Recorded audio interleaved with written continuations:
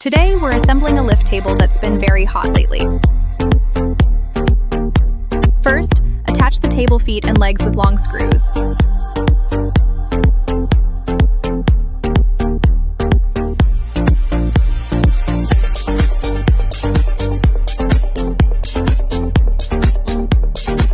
Also, attach the tabletop support bar to the table legs with long screws. The power supply for the motorized lift is really simple. You just need to connect the plugs and you're good to go.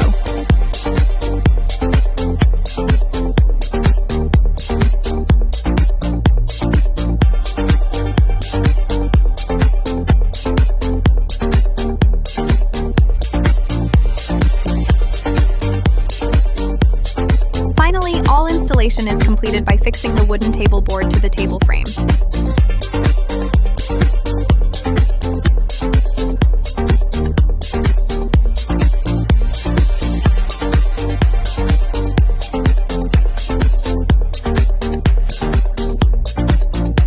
The weight capacity of this table, as you can visualize, is fantastic.